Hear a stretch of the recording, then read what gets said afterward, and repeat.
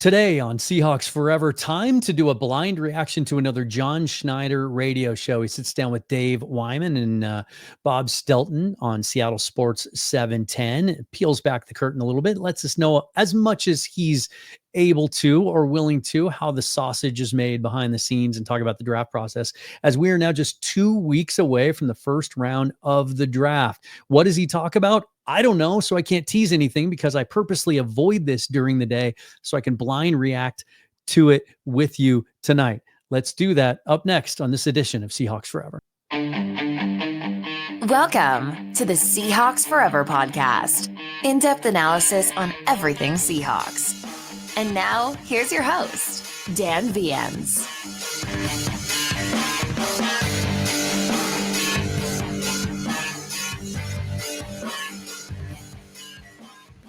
Doer is built for doing lifestyle apparel for every occasion. Flagship stores in Denver and Los Angeles. But right here, shopdoer.com, you can bring their shop into your home. Everything they make is with sustainable materials. Everything's also antibacterial and breathable. And these things right here are one of the favorite pieces of apparel I have ever worn, and I wear them on almost a daily basis. They're Stretch Performance jeans, 20% stretch. As I mentioned, like really, really high quality stuff. This stuff is, they sent me some things to try. I've bought some things on my own. I will continue to buy from them. And you, if you want to try them, for being a viewer of the show, you can save 20% on your first order. Go to shopdoer.com. It's spelled D-U-E-R. Shopdoer.com/forever for 20% off your first order. Give them a try and then let me know what you think of their products. I know you're going to love them. All right, you guys, welcome back. Let's get into this. This is John Schneider today on the Bob Stelton and Dave Wyman segment on Seattle Sports 710. He does this every week up until the draft, and so I will react to it blind. I'll pause a few times along the way. Be sure to subscribe to the channel before we get into this and hit that bell for notification of future episodes. And if you want to support me or the show, all those links are down below in the description. All right, let's get into this. Here we go. So you've got 50 kids in here today? Yeah, today's our local day, and how many players are normally here? Is there a limit? It's a big one. No, there's no limit. But it's the guys did a really good job of recruiting guys in our area, and this year it's just a good class of kids young men that are able to participate. So it's funny. I'm talking to all the guys in the auditorium, and G. Scott Jr.'s in there, and I'm thinking to myself, holy cow, I knew that guy when he was little dude. That's amazing. And so, yeah. That's crazy, right? On a personal note, kind of reminds me, like my similar story to that would be, it's insane. Some of you may have heard me mention this before. It's crazy to me that Kellen Moore is now a head coach in the NFL. Because when I was covering sports in the Tri-Cities early in my career, I would cover the Prosser Mustangs. They were a dominant AA football force back then. And Tom Moore, Kellen's dad, was the coach of that program. And so I'd go out there to cover practice. I became really close with his dad and covered that program a lot because they were always winning. And Kellen was like a 6'7", whatever the math is. Like he was just a little kid running around being a ball boy, he and his brother back in those days. But G. Scott is a guy that's really, really interesting as, when he came out of here, and of course his dad, podcaster, been on the show here before. We've heard from him for years, big voice of the Seahawks. He was a highly recruited wide receiver, went to Ohio State, converted to tight end. And now he's one of those guys that kind of fits that mold where, I think he's like 6'3", 235, like sort of built similar to Harold Fannin Jr. from Bowling Green, where he projects as a guy that might be a fullback, and maybe that's what they're looking at him for. That'd be a really, really cool undrafted signing. Let's rip with some amazing questions. They pretty much have to. There's probably a lot of pressure. Like you feel like I was just talking to NASA about this. That like you go for a tryout like that. You drop a ball or jump off sides or whatever. I mean, it's already kind of a thin margin, right? Yeah, no, I get it. And I presented like, hey, it's an opportunity, for the draft, rookie mini camp, workouts in the spring, workouts in the fall, because we keep these, constant emergency list ready. Yeah. And we actually have a pro grade. I'm explaining it to him like, hey, we have a pro grade that says like, this guy did a nice job. He may be a guy to work out for a practice squad opportunity in September, October, November, December, and what you do here today matters. You're making an impression on us. Right. Yeah, these local camps are, as he mentioned, unlimited. I think they said they capped it at 50. Usually not the top prospects, right? Like it's usually guys that didn't go to the Senior Bowl, didn't go to the Combine, haven't had a chance to lay eyes on them, but you can have an unlimited number of visits with local players that are deemed local, and that happened today. That with some jokes that there's a gentleman in there with a really killer mustache, and I was like, man, how long you been working on that thing? It's phenomenal. And he just looked at me like, and like nobody laughed. I'm like, guys, like, come on, man, lighten up, Francis. Well, you got to believe everybody's pretty puckered up. Yeah. Right? I mean, yeah. No, it was, and I get it. I couldn't imagine having an opportunity to do something like that. But Aaron Heinlein, is our director of college scouting, is from here, and so he always gets up and gives a talk like, hey, when I went to Central, and when I was coming out, this didn't exist, and I just wish it would have, and I'm just excited for you guys, and like, you need to go out there and run, because some guys are like, well, I'm not going to run my 40 because I ran it at the school. It's like, you might want to. Yeah, you might want to try it again here, partner. Stretch out. Yeah. What is it that's going on in there? That makes me wonder how much some of these players, when you get ready for a job interview on your own, those who interview well, if you really want to nail the interview, you also need to find out as much about the employer as you can, how they operate, what they're looking for, and then try to tailor your interview process and your presentation to them. And then also ask, get some questions ready. How many of these prospects just show up kind of oblivious to that and just show up to show up? Do some research, right? If you don't know by now, well, let me put it this way. It would take you about 2 minutes of work on the internet to discover that the Seahawks, John Schneider, his staff, value players who love ball and are committed to ball and are competitors. And so if you're going to show up to a Seahawks mini camp, an opportunity like this and these are players, as I said, they're not at the Combine. They're not going to go in the first 2 days of the draft, if at all, and you're going to say, I'm not going to run my 40, you might as well just pack your bags and go home. The walls are vibrating in here. What kind of presentation is happening then? They were just given a video. They're showing the guys like kind of like what the Seahawks are all about, like a really cool. Our video department does an awesome job, like putting together this awesome, like, hey, this is the new age Seattle Seahawks. That's how we're moving forward. So it's like Leo highlights and Spoon and JSN, and it's really cool. Like all the guys that like run around. Jay Reed, it's pretty cool. Dave was like, "Could you turn down that inferno music?" Oh, he can't hear it anyway. Let's call it what it is. He might feel the vibrations. Set me up for that one. He may feel the vibrations, but he can't feel anything. He can't hear anything. That made Pearson smile. What's going on over there? Yeah. Pearson. So you guys watching the Masters today? Well, Moyer was in here earlier, so he put that on. Awesome. So. Oh, that's right. We found out something about Sam Darnold today, right? For all the crazy food takes that we see. And I just had some last night on our live stream. There was a pretty spirited debate about whether pineapple belongs on pizza. But Sam Darnold appeared at the Masters today, was interviewed on the camera, and he was asked what his favorite food item is from the concession stands there. And his answer was egg salad sandwich. And while I love a good egg salad sandwich, what surprised me about his answer there was, I don't know that I'd want to eat an egg salad sandwich on a 95-degree day in Augusta, Georgia, where the humidity is like 70%. I don't know that seems all that appetizing to me. Anyway, a little side note there. We learned something new about Sam Darnold today. Yeah. Hey, I was going to ask you about, like, we were talking about kids coming out of college, and I thought one of the more interesting things you said was that the NIL, kind of, because kids are getting money now in college and everything, that you can tell who really loves football. But the other thing it kind of eliminates, if kids have had money when they get into the NFL, so I'm wondering if their first year gets accelerated a little bit because of that. Because when I came in, John, I had never paid a bill in my life. Oh. When I came in, I had to go get an apartment, get a car, and all that stuff. And a lot of these guys I mean, does that maybe shorten that time? Because you think it's tough for a rookie to start, right? But if he's a first, second, third rounder, is it like maybe softening that blow a little bit? Yeah, I mean, Mo and Connie, Soup, everybody in player development does an awesome job working with those guys anyway.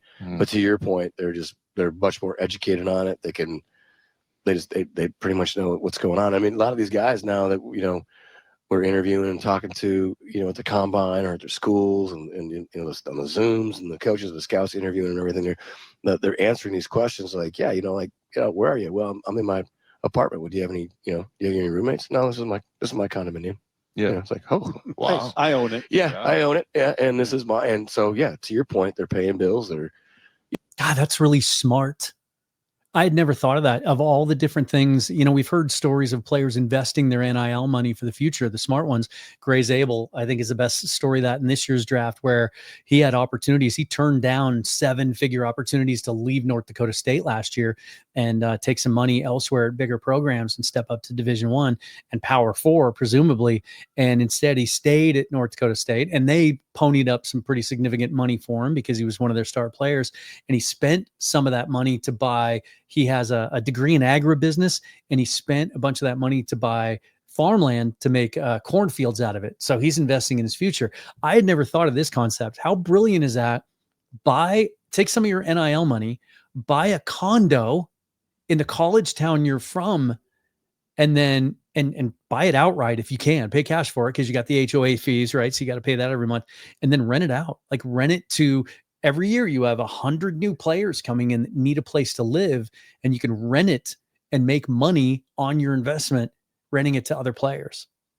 That's brilliant. They're probably, they don't have Stanford degrees, but they're paying bills. You see where that got me? Yeah. What? I'm in here talking to you. Speaking of Stanford, Sherman was in the building today. That was fun. What? Yeah, Sherman was in the building today. Oh, cool. Yeah, we saw Sherman. Yeah. So you guys, Nice. You want to talk about that a little bit? You put a picture of every win. Ooh, little side note. I don't know if you saw this on Twitter yesterday, but Michael Sean Dugar of The Athletic announced that he is publishing a book in mid-August, I think the 16th, written about the LOB era, Legion of Boom era.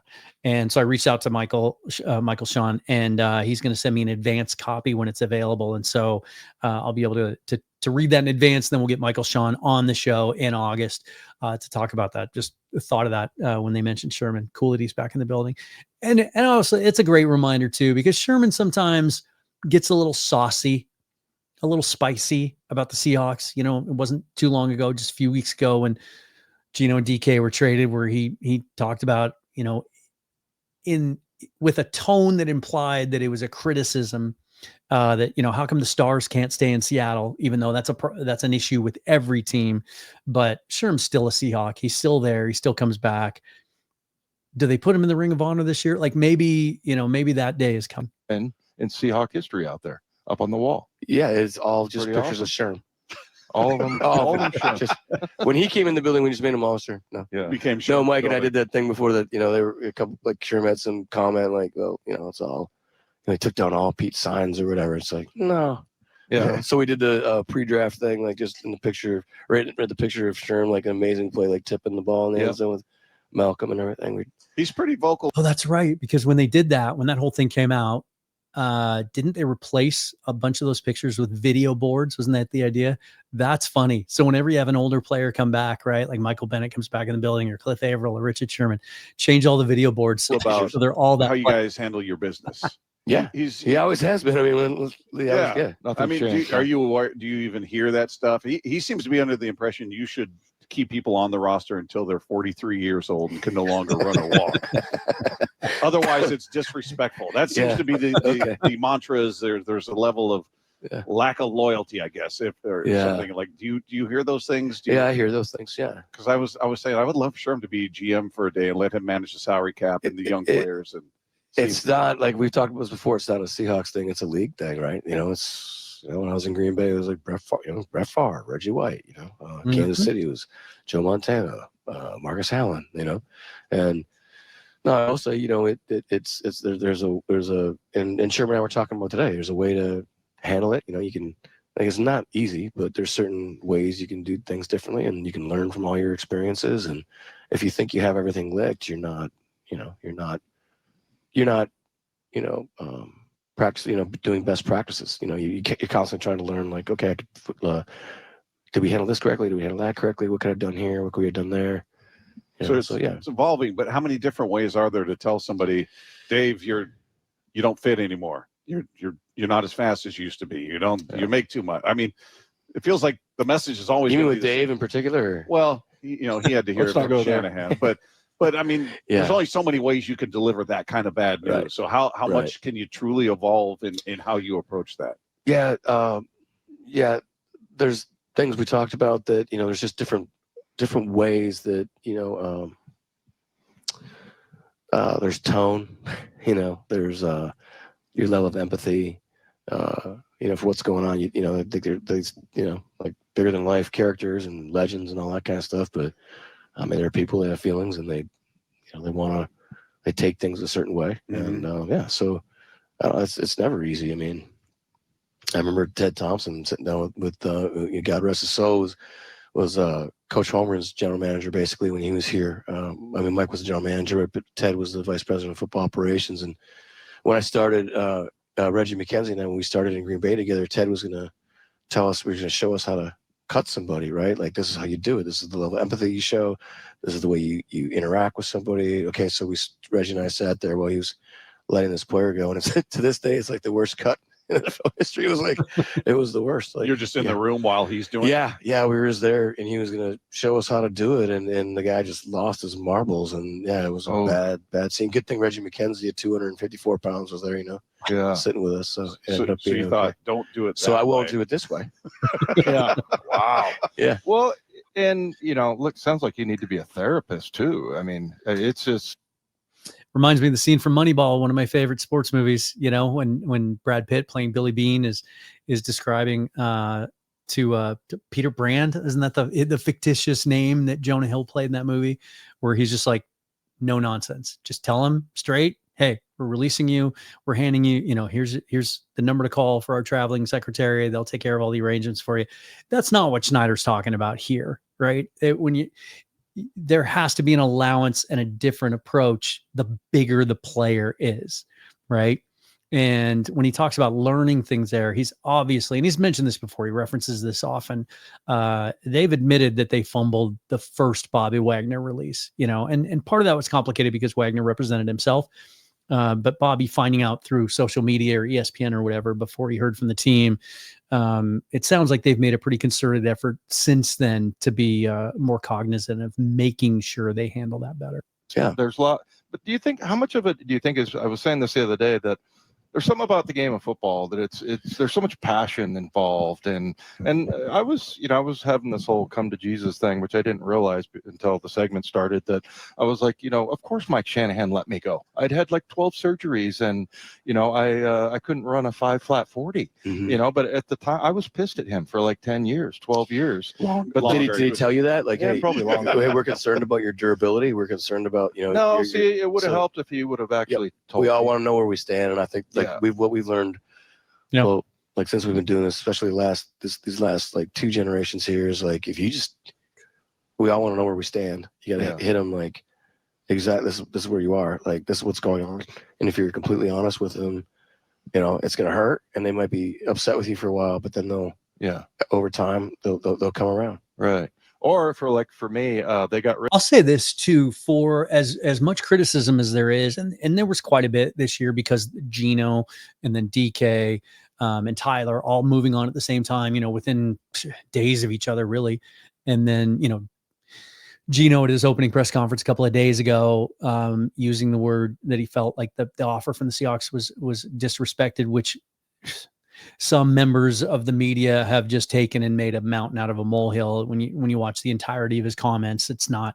He said he talked at length about how important Seattle was to him and how well the organization treated him. I do think it's unfair for those who have tried to turn this into some sort of indictment of John Schneider and the Seahawks front office, that they've moved on from so many of these stars, which he appropriately points out happens with every team. Like Bill Belichick used to always cut his stars or move on from them. And in fact, he was quoted once as saying it's better to move on a year too early than too late from those guys. But look how many players get released, cut, or traded from the Seahawks that come back, and that come back because they love the staff and they love the culture, and there's enough positivity here to return. So I think for every one of these cases where they move on from a player that maybe it really upsets the fans and they think it was unfair in some way, look and that it might signal some sort of issues or a red flag, right, or warning sign. Look at how many players want to come back over and over again. And then in the same vein, players that they allow in free agency to go test the market, and then they end up coming back. Rid of me, and then they went on and won 2 Super Bowls. So it was like very obvious that they cut the deadwood. Holy shnikey. We found out what was holding us back. You should get a David's Super Bowl okay. ring I'm in. fine. I'm okay now. You can see the look of concern. He was on looking his very face. concerned at me. Yeah. Well, what about when I mean, just in the case of Geno, you make an offer to somebody, and then later he goes and speaks and talks about it. He felt disrespected. I mean, that's probably not unique either. I mean, No. but are you surprised by moments like that, or do you feel like, hey, I'm comfortable with how we handled this, and he's entitled to feel how he feels? Exactly. Yeah, very comfortable the way we handled it, and knowing that, a wise man told me once, you can't tell somebody how to feel. Like, it's just done. You can't. There's a lot of things you can do, but you can't. Hey, these are his feelings, and this is this person's feelings, and like, it's like any other relationship. Like, it's the way you feel. I'm not gonna tell you you're wrong. That's a really great point. In sports and outside of sports, and I'm glad he answered it that way. I'm glad they approached this and brought this up, because I touched on it a second ago. I do think way too much was made of it. Brock Heward kind of did that. He was like disrespectful, and he made a big deal out of it on Twitter, where when you watched the whole press conference or even just read a transcript of it, like, Geno was very respectful and appreciative of his time in Seattle and what happened there. Of course he's going to feel disrespected. These players are wired so tightly and so competitively, and a guy like Geno Smith, who's been counted out for much of his career, like, that's a big portion of his makeup, is that chip on his shoulder. So he's going to use that for fuel, even though, he ends up going to the Raiders, and while they paid him more guarantees, a little bit higher, it wasn't like an entire huge tier above what they offered him. It was slightly more. Like, he didn't, you'd expect a guy that says he's disrespected to end up getting paid 10, 15, $20 million more. The other thing I'll say about this is I think it's just a great life lesson, because I'm guilty of it sometimes too, and I have to catch myself. I sometimes, even on this channel or on Twitter, if I disagree with someone's opinion, will try to tell them why their opinion is wrong, which is wrong.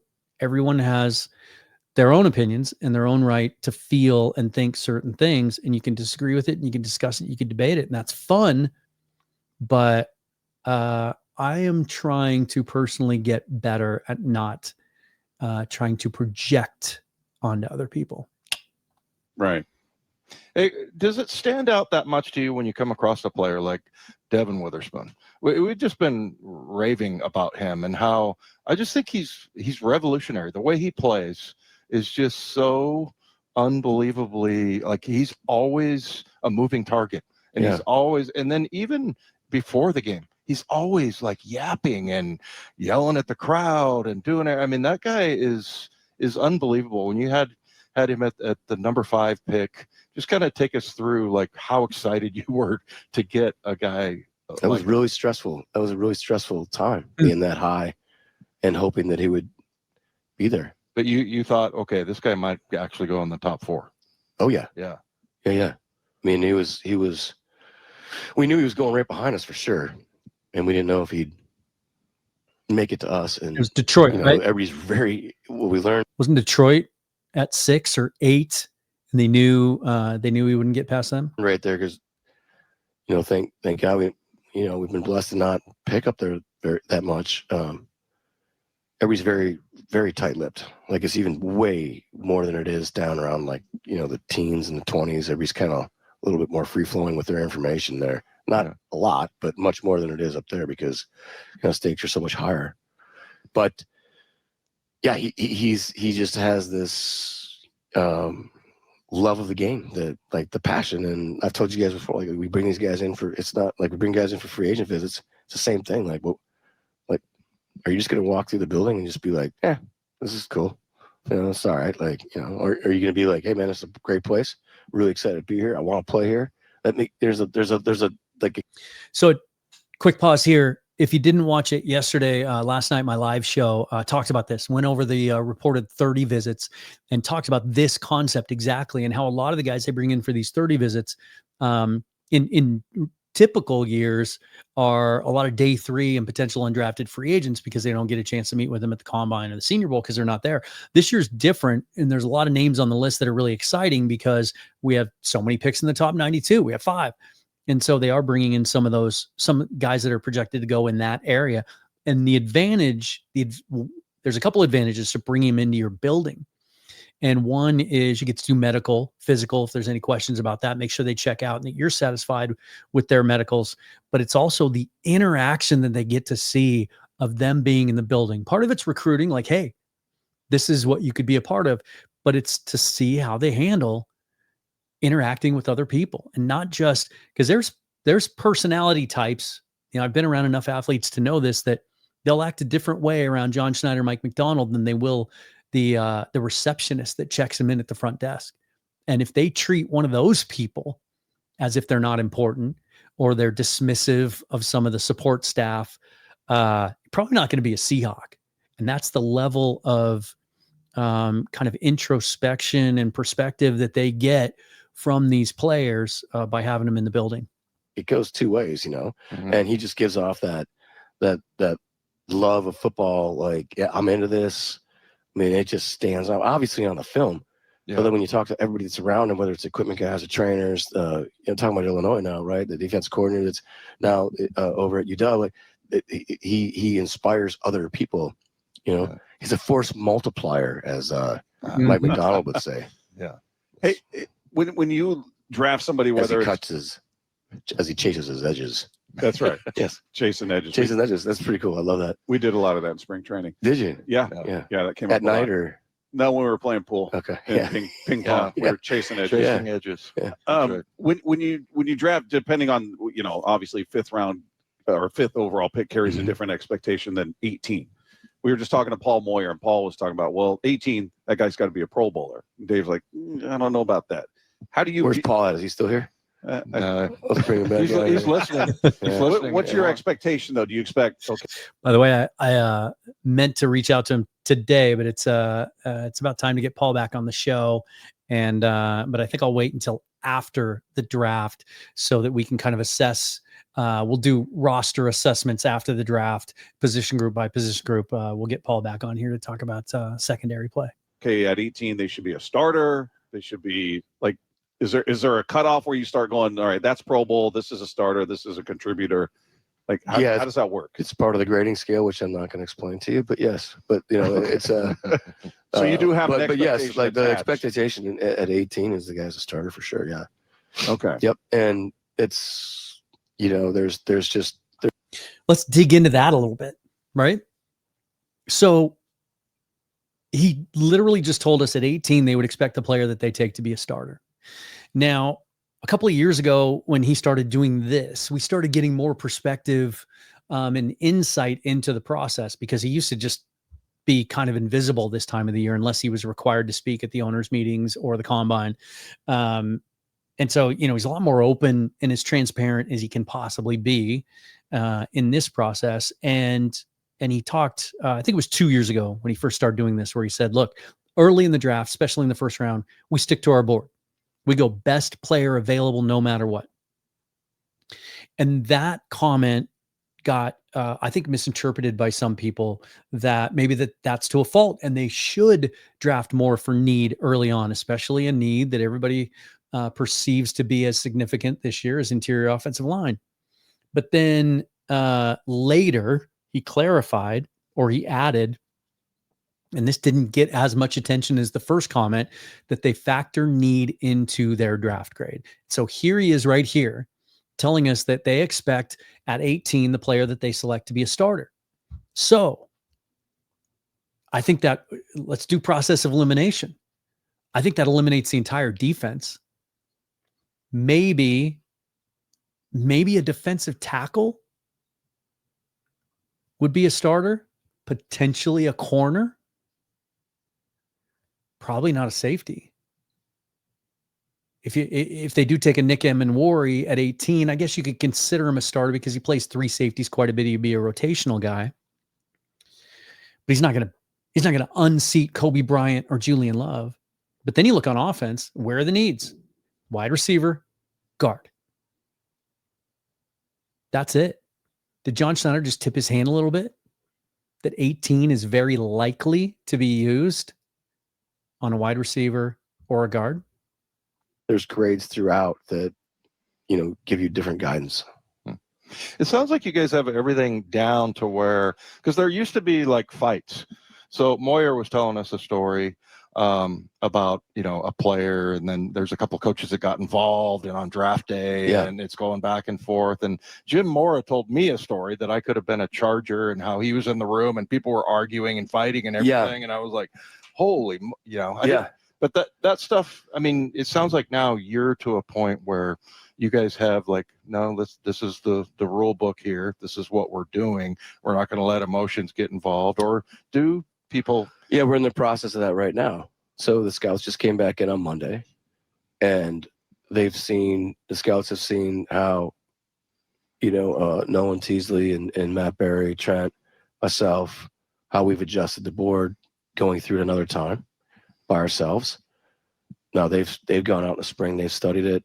Now they bring that information, and now we're going through by position again, and we're discussing like where they should be on the board, and what that looks like. Now we also have the coaches' grades, so we can read their reports now and see, okay, well, now this is where the coaches think too. So now once we get through this time through the board, so we call it like, I don't know, Saturday or Sunday, maybe Monday, depending on how long it takes.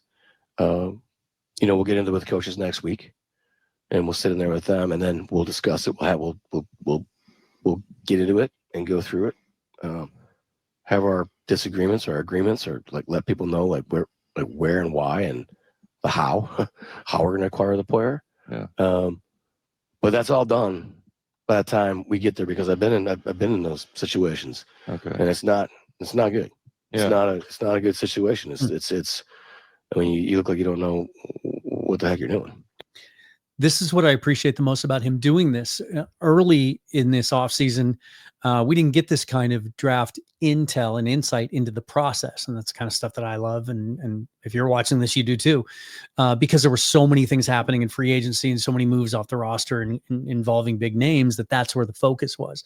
I think that's great perspective, because it just amplifies that it's a group effort. And it's a group decision. He's the general manager. He manages his staff, but he just told us that the coaches are involved. I think he said last week they do 6 different rounds of adjusting the board.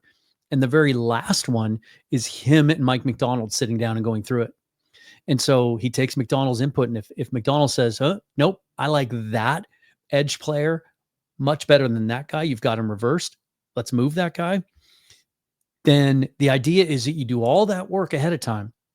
So when you get to draft day, it does take the emotion out of it. If you're sitting, like he just said there, if you're at 18 and you're having arguments about, what are you talking about? You're going to take that guy. That's not then you're throwing all the work you've done for the last 6 months out the window. Right. And so I just think that's important to keep in mind. There's pro John Schneider fans, there's anti-John Schneider fans. It happens in every market, every segment of every fan base either loves or hates their GM. He's not just out there being completely autonomous, right? Being a dictator, just doing whatever he wants and ignoring everybody else. Look at how long some of the guys, some of his lieutenants in that front office have worked with him. Do you think they would stick around if they're not being heard, if their opinion wasn't being valued, if their input wasn't being considered? He's not just out there ignoring what his guys have to say and doing what he wants to do.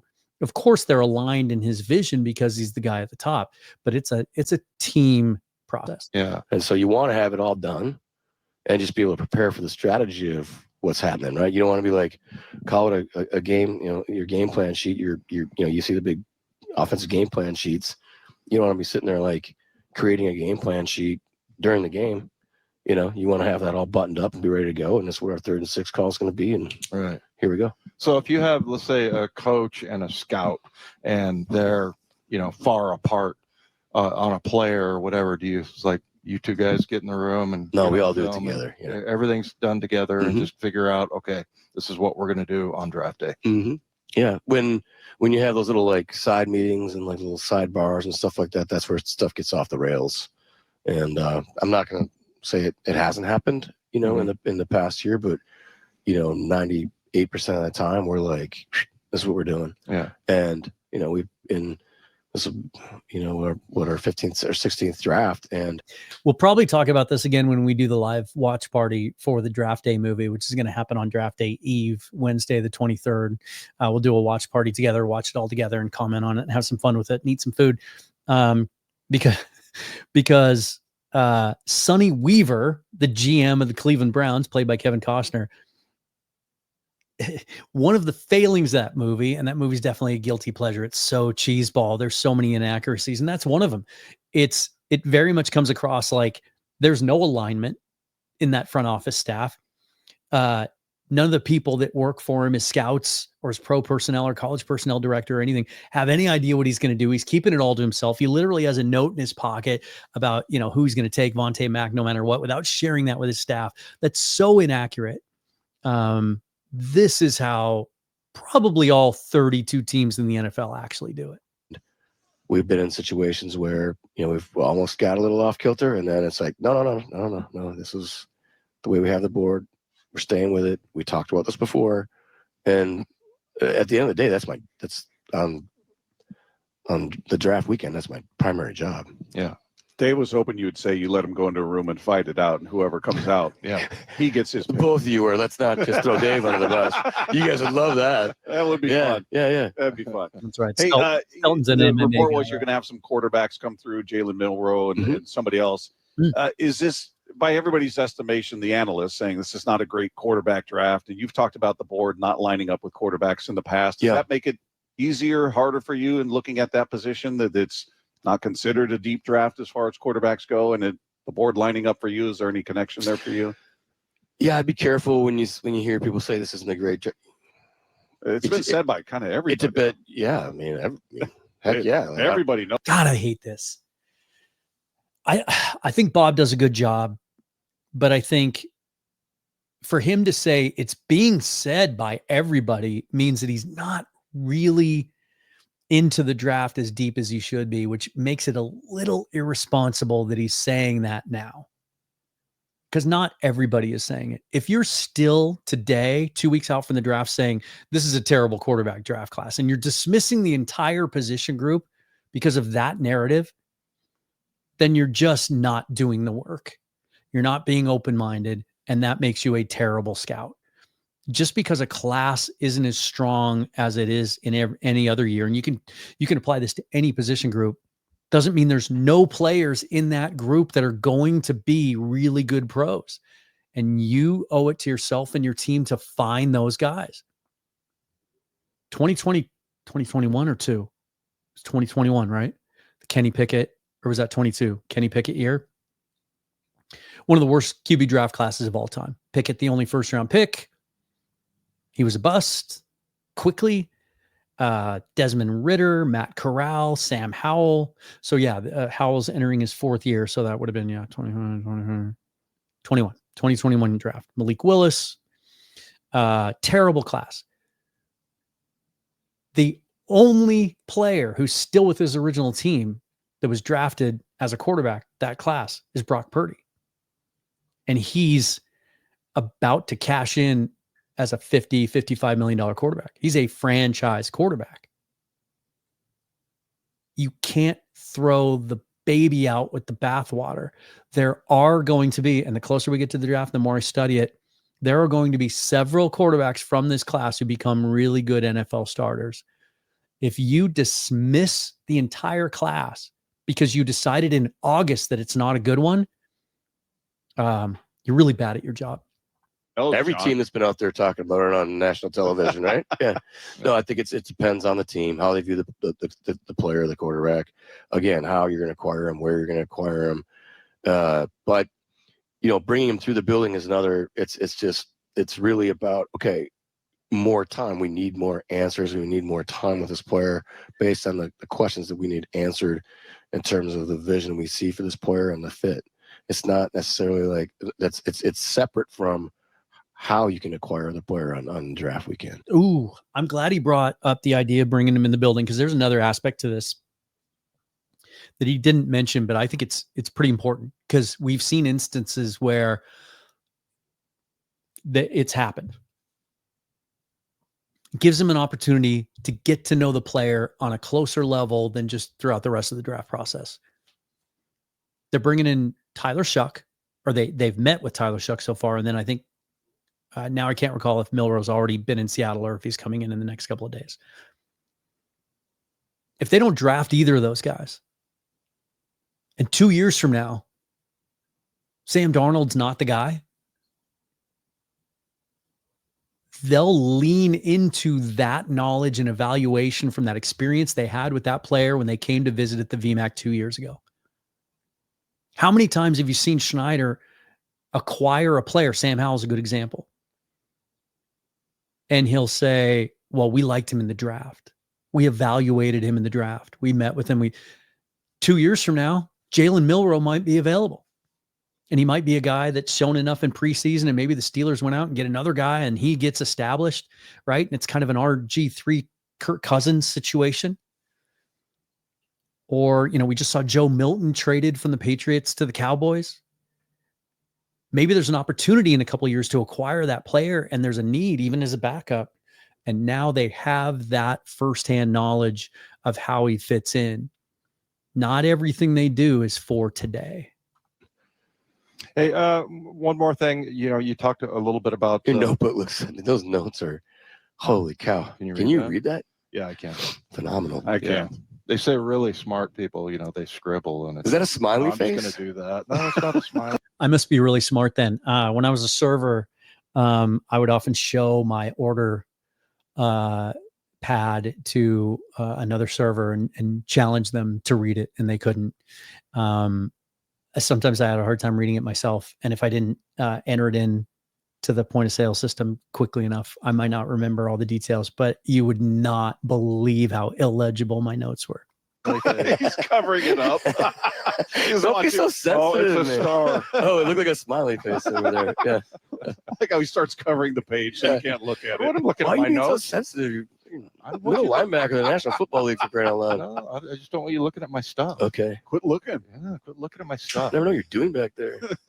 What is it about the guys that you have? Because you said earlier, offensive lineman wise, that it's a lot about the scheme, and you said the experts are Rico Dennison and then all Benton. Did I say experts? I said they were experts. You said they were experts. Okay. Yeah. Well, they're really good at it. Yeah. What is it about the scheme, or how do those two things fit together? The players that you have here and the scheme. If you can tell us,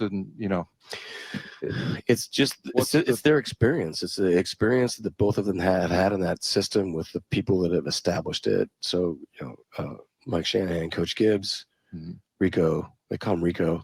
Yeah, that's I'm trying to do that. Whenever I see him, like the cool kids call him Rico. The cool kids call him Rico. Yeah.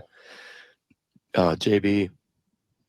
Just the history they've had, especially together, and watching what they did last year with the group in New Orleans. They were completely decimated on the offensive line, and they still were in games. Like, they were doing a nice job. They were still running the ball. So it is a scheme. If they talk about steps, they talk about, there's so much. I get it when people are talking about it, but there's the schematics of it. I'm sure, like, when you guys talk to Mark, like, I've heard you guys on the radio with him before. You talk about the intricacies of your steps, your hands, your angles, like all of a sudden you're off balance. How am I getting to what your targets are to the second level? Like what you're trying to accomplish, So all those things are like extremely important, and the individual teaching, like the technique and pass pro, like it's I mean, it's defensive players are just so much like, it's just like, it's just the way it is. Like, they're just so much more talented. Yeah. Hey, last one before we let you go. And we asked Paul this as well, if you want to double check with him when you meet him. Yeah, we need to get Paul. We need to get Paul, I guess, as a show. And I know, again, it's unique to every single player. But what is there a commonality, in your opinion, amongst players that just don't make it? You watch them at the college level. They're just monsters at the college level. They dazzle you in the interview. And then for whatever reason at the pro level, it doesn't pan out. You know, whether we're talking about a top 5 pick or a first round pick. I'm going to make a prediction here. I bet his answer has something to do with love of the game, loving football, really genuinely having a passion for playing football. It just doesn't work. Is there like one thing that stands out to you amongst players like that? You're like, well, that's probably why. Awesome question. Come on, John. Yeah, I would probably say they believe the hype. They believe everything that people are saying about them on television for how many months, now, like since the end of the season, or they believe all that stuff, and they're not true to themselves about who they are as a competitor and a person, and like the social awareness might be off. Right? Yeah. And they're overconfident. They're not living in reality.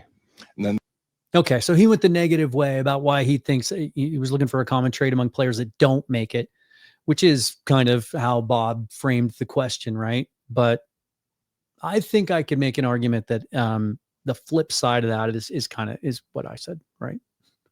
The opposite of that answer would be what I said. they don't take coaching well, things like that. Yeah.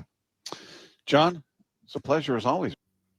All right, cool. That is that. Let me get this out of here.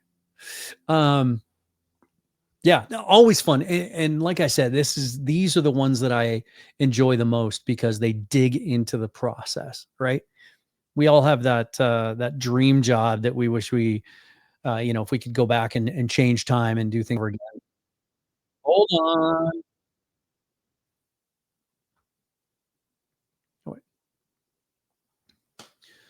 So yeah, those are always interesting. And as I mentioned earlier, like these are the ones that I prefer to, the first couple that he did this offseason, he's so busy with things are so fluid with the roster and everything. And while it's great to get his insight on those moves that are made, this is the stuff that I really enjoy. And I hope you do too, because it's like peeling back the curtain and really digging into the process, which is one of the things I just absolutely love about doing this is just learning all that stuff and kind of getting a behind the scenes view of how they go about selecting players and building that roster and trying to build a championship team. So I hope you enjoyed that.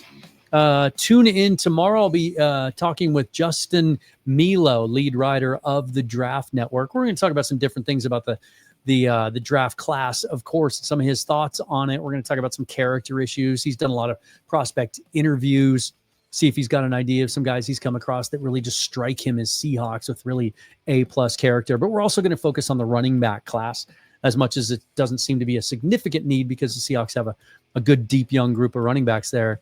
It's such a good class, and Walker in the last year of his deal and the attrition and the durability issues at that position, new scheme, everything else. They're going to draft a running back at some point. So we're going to dig into some candidates that he think would fit in this wide zone scheme that they're implementing, and also maybe try and find a couple of guys that can return kicks, because I do think that will be something that Seahawks are going to be looking to add. Until then, be sure to subscribe to the program so you don't miss anything. Hit that bell for notifications, and all the ways that you can support the program are linked down in the description. I'm Dan. You can follow me on Twitter or Blue Sky at Seahawks Forever. Definitely engage in the comments. Always love the give and take. I try to respond to as many as I can. Let me know what you think about today's show. Until next time, forever and always, go Hawks.